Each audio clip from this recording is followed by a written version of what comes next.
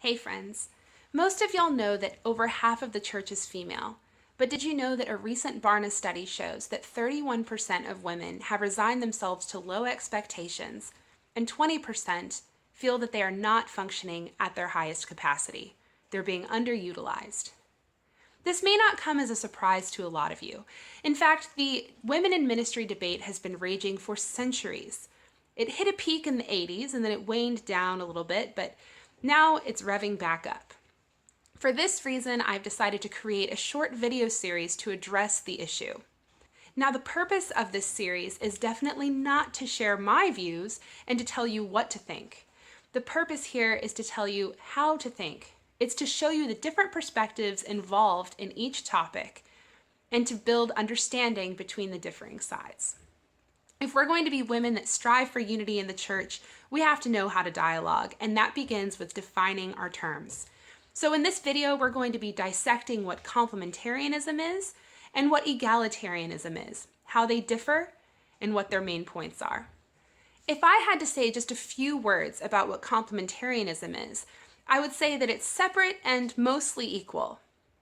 Complementarians believe that men and women were created very differently and with different purposes, but that their purposes are complementary. Their roles are meant to go hand in hand and complement one another. There is a gender hierarchy that exists. You have God, man, and woman.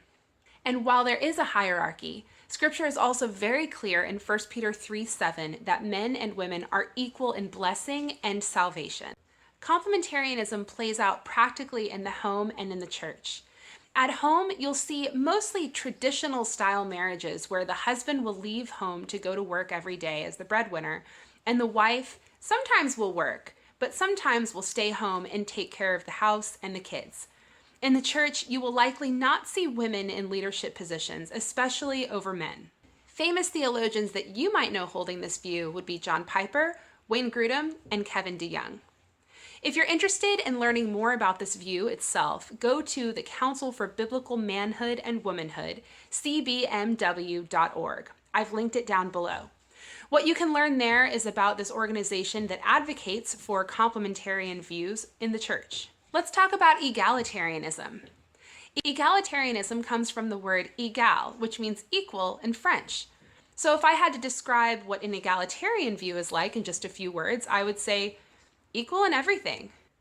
Based on Galatians 3:28, egalitarians believe that there is no distinction between men and women when it comes to authority.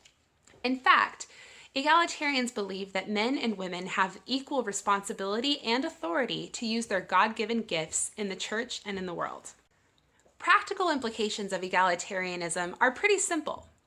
At home, you'll see men and women taking equal roles in parenting and in the marriage, housework, all that kind of stuff. In the church, you'll see a lot of women in leadership. You'll see no distinction in senior pastor between men and women in a truly egalitarian church. Now, just like complementarians, egalitarians have their own organization that advocates for these views in churches, and it's called Christians for Biblical Equality, or CBE. I'll also link their website down below. It's a great resource if you want to learn more about this view. Some famous theologians that you may know that hold this view have been Craig Keener, Gordon Fee, and Millard J. Erickson. Something that's really important to note about these views and others is that they exist on a spectrum. Some complementarians and egalitarians have pretty similar views, and they would look like this on the spectrum, very close to each other. But some complementarians are way over here, past the screen, and some egalitarians are way over there. When you're talking with someone, you have to keep that in mind. I think the most important point that I can give you in this video, and perhaps for the whole series, is that on either side of any issue, you have godly, Bible-believing, Jesus-following people. It is not fair to say that because someone disagrees with you, they have a different view on the authority of Scripture, unless they've said it themselves. So as we go on in this series, we're going to assume that biblical inerrancy and authority is necessary for both views, and I'll show you how to understand both sides. Much more could be said on this topic. It's huge, and that's why we've got a few more videos coming out within the next couple of weeks. But what I would love to know from you today is, how has this debate affected your life?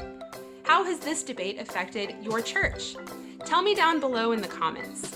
Next time, we'll be talking about 1 Timothy 2:12, and we'll be answering the question, can a woman teach from two different views? Have a great week.